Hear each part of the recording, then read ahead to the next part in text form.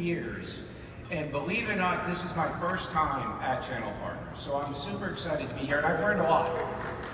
First, I've learned where Tower is, what an amazing party that was Monday night, right? So I got lost, I went to the wrong hotel. I've also learned that you need chapstick here. It's extremely dry, and I use it about 20 times a day.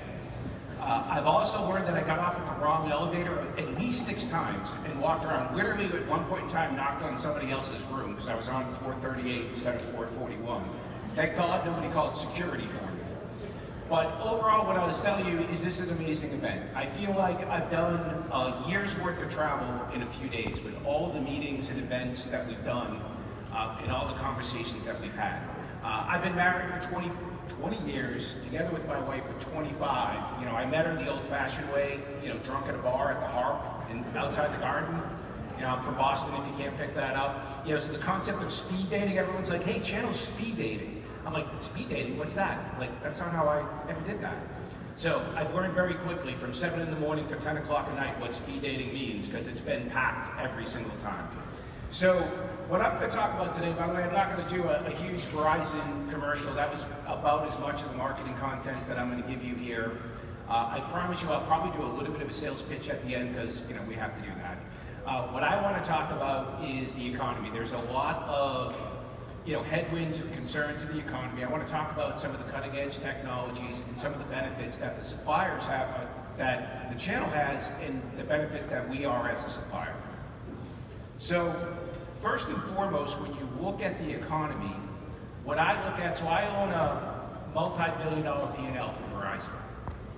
I look at consumer behavior and consumer spending, right? So if you look at Q1, consumer spending had still grown. And if you look at our GDP, gross domestic product, consumer spending makes up 70% of our GDP. It is a huge part of our economy.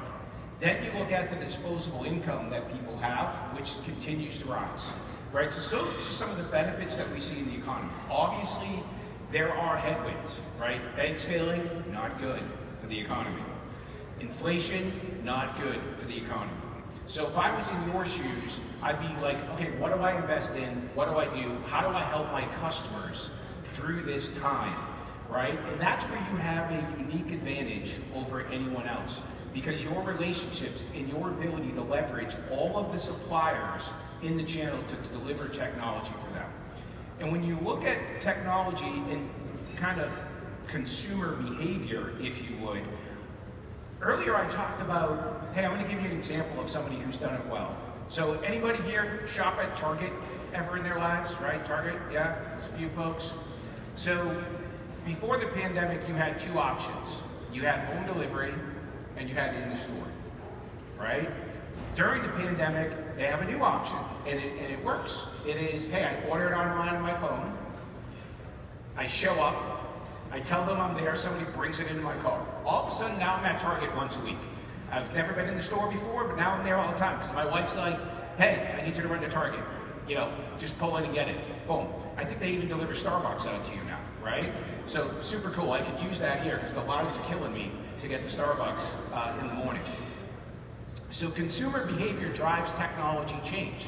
That is a great example, because that experience is seamless, right? If I want to go into the store, I can go in and shop.